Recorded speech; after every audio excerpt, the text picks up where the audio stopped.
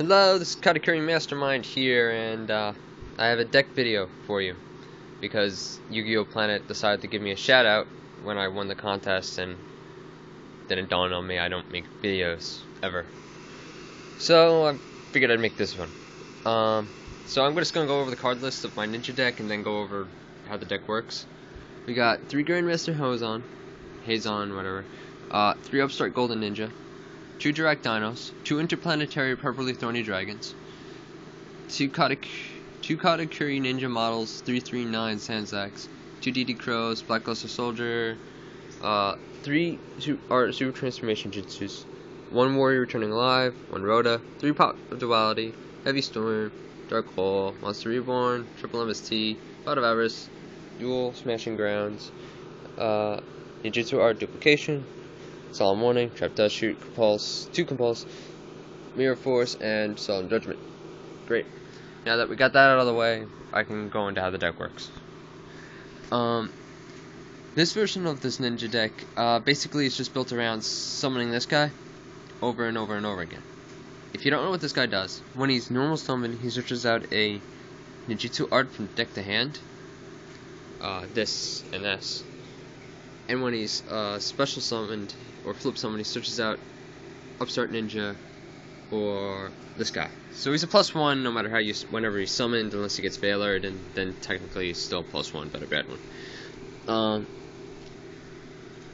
Yeah, Veiler's technically a -1. If nobody realized that, that's watching this video. Yeah, so really you're just spamming this guy over and over again. That's why I play this card, just to bring him back.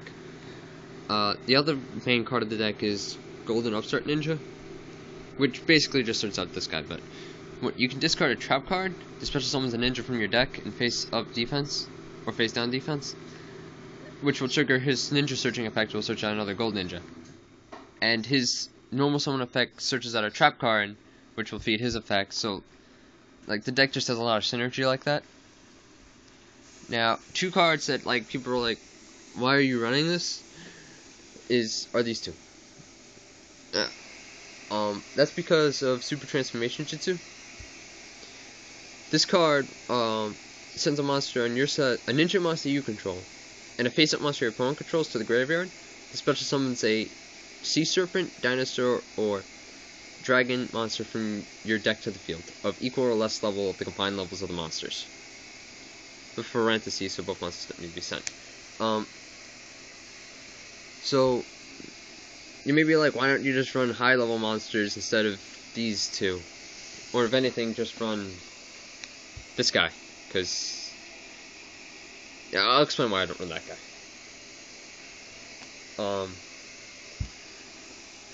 First off, I've tried running high-level monsters. The problem is when you draw them, they just die. You can basically go on -1, and it sucks. You can't. This deck doesn't really generate tribute fodder at all. Even though it goes plus a lot, it doesn't really generate tribute fodder, so you can't really summon them once they're in your hand. This guy can special summon himself when a monster you control is destroyed, which is actually really helpful if you think about it. And I've done a little place testing with him. Now, Direct Dino over Gaiba or whatever is there's 2 reasons for it. 1, he's level 3, which may seem weird until you know a ruling about Super Transformation Jutsu. If one of the monsters isn't on the field that was targeted by the effect, the other one is still sent to the graveyard and you still summon a monster. So, if you got this guy on the field, and you go Super Transformation Jutsu, and you say your opponent has Dragonfly on the field, and you have 2 of these face down, you go Super Transformation, no, it has like 2 Dragonflies or something, yeah, you know what, they went Tour Guide. Tour Guide summon something, so they have 2 level 3s on the field. So you go Super Transformation Jutsu, use this effect, target the Tour Guide. Then use this one's effect, target the other monster. This one will send, probably summoning this guy.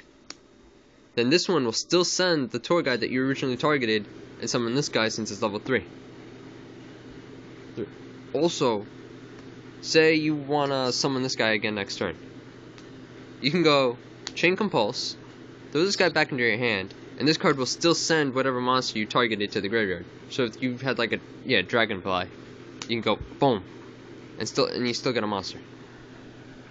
So that's one of the reasons I'm playing it, because like this meta is just full of level 3 monsters. You can't really do it with the level 4 guy. The other reason is because his effect leaves your field blank. So say you went DD Crow and stopped the Dragonfly from doing anything, or like your opponent was using windups and they have windup right on the field. You can use this guy, summon him, run him over. Yeah, this is really important sectors. Yeah, they went Dragonfly, summon the monster, and you stopped it with DD Crow. You summon this guy, run over the Dragonfly, and then sack him off, and you draw 2, this is +2. Because they lose a monster, you lose a monster, then you draw 2 cards. +2. By doing that, you left your field blank, so they can't go pop, pop, pop, hoppity, pop, pop on your field again. On your field during their turn. Yeah. So it's like, as long as you have a way to get rid of your other cards on the field, it's like, so that's the main 2 reasons. A third kind of small one is that I didn't really want to run more than 4 targets, and I need something with more than 2,100 attack points so I could attack over Zen mains. It's a little something. It's just like I wanted to run something which had attack points more than 1,700 that get rid of like Ryo and stuff. This guy is only really being ran because he's a ninja that has a playable effect. Like, most ninjas aren't really playable besides these 2. This one has an effect that's playable. And he's decent against Shion because apparently 6 Samurais are tier 1 now because they won a YCS. Yeah. I don't know. I think it was an Exceed build using Tour Guide and that new X-Saber card to summon keys on and went Go Plus that way. I'm not really sure how that worked. DD Crow, this card really could just be replaced with Effect Failure. I probably will after March. I don't know. I just don't have them. And to be honest, if I was really going to enter a big event with this, I really would like to play like 2 Effect Failures, 2 DD Crows, or 2 Effect Failures, 2 Maxis, or 2, like just 4 hand traps just to help against windups. BLS, the ninjas are light and dark, and they're the focus of the deck, so he fits. This card's searchable with this. It's basically a super transformation jutsu. It's really good. You got Warrior Returning Alive. That adds the Henzo back to your hand, so you can go summon it again and go yay! Plus, Reinforcement of the Army. He's the center of the deck.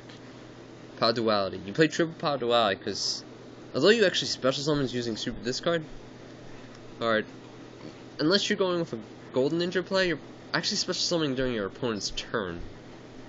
So I have your special summons are on your opponent's turn, or can be on your opponent's turn. So it's like, yeah, and plus you need to get to this card as soon as possible. If he dies, like if he gets bottomless, or like you don't have another beast stick or something, you lose. He's the heart and soul of the deck. Like Thunder King kills this. That's why I'm playing the Smashings. Staple. I like triple MST. It's just I don't like really being stopped by a back row when I play, because I feel it's like warning. Pot of Avarice. This deck actually can like build up its graveyard quite easily because if you go for a Gold Ninja play, you're going activate Digitrap, summon him, search a ninja, probably another Gold Ninja, or maybe this guy. And then Exceed. So that's 3 monsters there, and then you've already searched out probably another one of these guys, so you can do the play again. That's 6 monsters. So yeah, I mean, you can fill up the graveyard. Duplication Jutsu.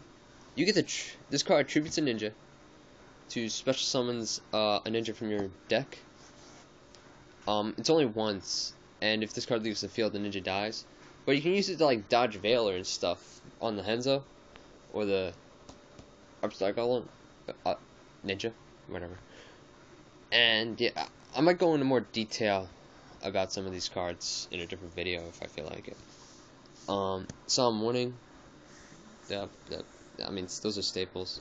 I know most people are running more trap cards like Deep Prison, but I felt like that, like, in this format you have to be fast, or like, not necessarily fast for duality, but like just fast enough to like get to your cards quickly, because and a lot of traps don't really work against any of the meta decks right now because they have a trigger and they aren't triggered by anything they do, or you just did your hand because of wind-ups, and that's sad. Oh, extra deck. Oh, cool. 2 Blade Ninjas, 2 Utopias, and a Roach. And the rest of it, I like Cyber Dragon in my side deck, and then it's just staple synchros. There's probably a Leviair in here, but yeah. I mean, that's stuff staple because you exceed the rank 4.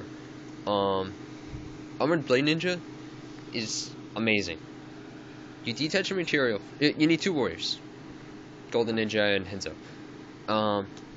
You detach a material. You make any ninja on the field a double attack until the end of the turn, even himself. So you detach a material, make him a double attacker. Then you tag your opponent directly twice for 4,400 points of damage. That's more than Dark Strike Fire, but you can Gorz it so it's not broken. But it's still really good because you can like go plus with it by running over 2 monsters, and it's really good. And he doesn't even have to attack in a row. So like you could go. There might be situations where you have to attack with him, attack with one of the monster, and attack again directly or something. You know, like when you wish you could do it with BLS, you can do it with him. Some cards I'm not running because I already explained him. I actually have nothing. I didn't want to play Alliance. This guy requires you to more focus to build around him because you have to play 4 cards for it. That's my own thing. That's why I'm not playing. I'm not playing Call of the Haunted because, to be honest, it'd probably be going where it would probably take this card spot. The main reason is that the more powerful effect is the normal summon effect, because that searches out the trap cards that starts forcing your opponent to make bad plays because they can't summon a monster. It's just going to get super transformationed. You can't play Gorz because the ninjutsu arts are continuous spells. So and even after the monster leaves the field, they stick around for no reason, like Call of the Haunted. So you can't really play him. And no White Dragon Ninja. I really tried play testing him. I really wanted this guy to be good. Or girl. Actually, it's a girl. As boobies. I can't believe I said that. Anyway. But, to be honest, just drawing this thing is so bad that it literally just made it unplayable. If you had some way to special summon this thing from your hand, or like, even tribute someone by tributing 1 ninja, that would have been playable. But the fact that you have to tribute 2 monsters and you can't generate tribute folder. So that's why I'm not playing those cards. And that's the deck. Katakuri Mastermind signing out.